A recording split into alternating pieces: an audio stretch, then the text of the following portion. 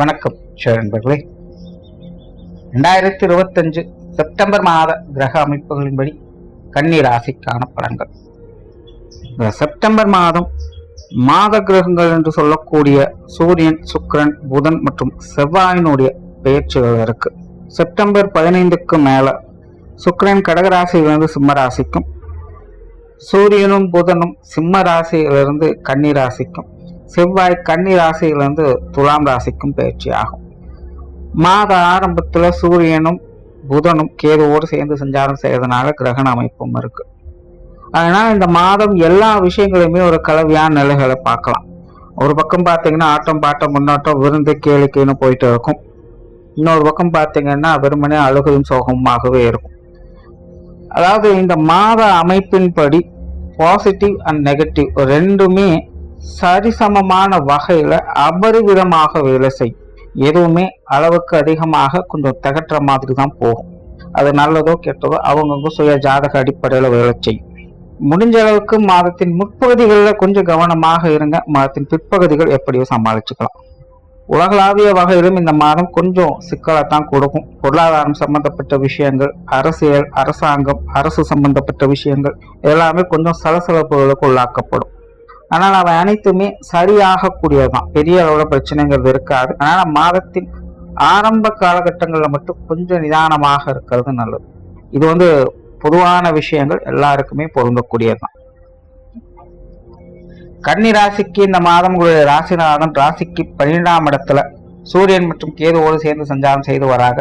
மாதத்தின் பிற்பகுதியில ராசியில அதே சூரியனோடு ஆட்சி மற்றும் உச்ச நிலையில சஞ்சாரம் செய்துட்டு வருவாங்க. கன்னிராசிக்காரங்களுக்கு இந்த மாதம் அலைச்சலும் உண்டு, ஆதாயமும் உண்டு. வாழ்க்கை நிலை என்பது ஏற்றத்தாழ்வுகளோடு தான் இருக்கும். நல்லதும் சரி கெட்டதும் சரி எக்ஸ்ட்ரீம் லெவல்ல வேலை செய்யும். குறிப்பாக மாதத்தின் முற்பகுதி என்பது கன்னிராசிக்காரங்களுக்கு கூடுதல் கவனம் என்பது தேவை. எல்லா விஷயங்களுமே கொஞ்சம் அலைச்சலும் தடை தாமதங்களோடு தான் இருக்கும். சில முக்கியமாக முடிவுகள் எடுப்பதெல்லாம் மாதத்தின் முற்பகுதியில கொஞ்சம் தள்ளி போட்டுக்கோங்க. ஆனா மாதத்தின் பிற்பகுதியில எதுவானாலும் தாராளமாக செய்யலாம். உங்களுக்கே ஒரு உத்வேகம் ஏற்படும். தன்னம்பிக்கையோடும் தைரியத்தோடும் மன தெளிவோடும் நடைபோட ஆரம்பிப்பீங்க. சமீபகாலமாகவே கன்னிராசிக்காரங்க எல்லாம் நல்லா தான் இருக்குது, ஆனாலும் ஏதோ ஒன்று குறையுது அப்படிங்கிற மாதிரி மனசளவுல ஒரு திருப்தியற்ற நிலையில இருந்துகிட்டே வருவாங்க. அது என்ன விஷயங்கிறதே புலப்படாது, என்னத்தையோ யோசிச்சுக்கிட்டே இருக்க வேண்டியதா இருக்கும். செப்டம்பர் மாதத்தின் பிற்பகுதி அந்த மாதிரியான சங்கடங்கள்லாம் குறைந்து கன்னிராசிக்காரங்க ஒரு தெளிவான சிந்தனையோடு நற்காரியங்களில் ஈடுபட முடியும். பேச்சுவார்த்தைகள் என்பது ஏற்றத்தாழ்வுகளோடு இருக்கும். கன்னிராசிக்காரங்க கொஞ்சம் கடுகுன்னு பேசுவாங்க, ஏன்னா சுத்தமா பேசவே மாட்டாங்க. தொழில் வேறு உத்தியோகமாக இந்த மாதம் சாதகமான அமைப்புகளை எதிர்பார்க்கலாம். அதாவது மாதத்தின் முற்பகுதி கொஞ்சம் சங்கடம் தான், மாதத்தின் பிற்பகுதி எல்லாம் சமாளிச்சுக்கலாம். கன்னிராசிக்கு எல்லா விஷயங்களும் அப்படித்தான். மாதத்தின் முற்பகுதிகள் என்பது கொஞ்சம் சங்கடம் தான், எதிலும் தெளிவு இருக்காது. ஆனா எப்படியும் எல்லா விஷயங்களும் சிரமப்பட்டு முடிப்பாங்க. மாதத்தின் பிற்பகுதியில் எல்லாமே சகாய நிலைகள் இருந்து வேலை செய்யும். அந்த மாதிரிதான் தொழில் வேலை உத்தியோக விஷயங்களும் கூட. இந்த மாதம் கன்னிராசிக்காரங்களுக்கு ஆரம்பத்துல சின்ன சின்ன சிக்கல்கள் சங்கடங்கள் இருக்கத்தான் செய்யும். எதையும் சொன்னபடி செஞ்சு முடிக்க முடியாது. ஆனா மாதத்தின் பிற்பகுதியில் அப்படியே ஆப்போசிட்டா இருக்கும். சொன்ன மாதிரி கண்டன் வந்து நிற்கும். எதிர்பார்த்த மாதிரியே காரியங்கள் நடக்கும். என்னென்னமோ நினைச்சு மனமானது பயந்து போயிருக்கும். ஆனா மாதத்தின் பிற்பகுதியில பாத்தீங்கன்னா அதெல்லாம் ஒண்ணுமே இல்லைங்கிற ரொம்ப சிம்பிளா முடிஞ்சிடும். சிலருக்கு புதிய வேலை வாய்ப்புகள், தொழில் வாய்ப்புகள் போன்ற விஷயங்கள் கூட சிறப்பாக இருக்கும். சிலருக்கு இந்த பணியிட மாற்றங்கள் போன்ற விஷயங்கள்லாம் கொஞ்சம் சாதகமாக அமையும்.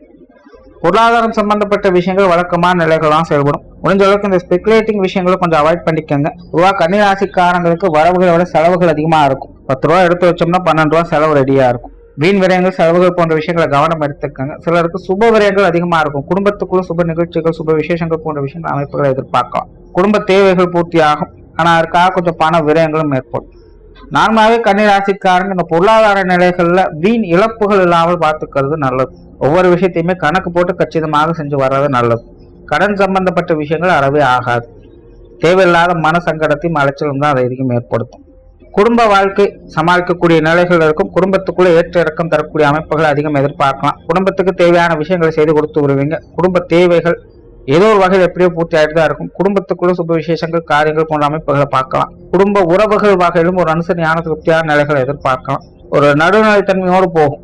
பெற்றோர்கள் சம்பந்தப்பட்ட விஷயங்கள் சாதகமாகவே இருக்கு. உடன்பிறப்புகள் வகையில அனுசரித்து போய்க்கலாம். கணவன் மனைவி உறவுகள் வழக்கமான விஷயங்கள் தான். குழந்தைகள் சம்பந்தப்பட்ட விஷயங்களும் கட்டுக்குள்ள இருக்கும். பெரும்பாலும் இந்த குடும்ப உறவுகளுக்குள்ள வழக்கமான விஷயங்களை தான் பார்த்து வருவீங்க.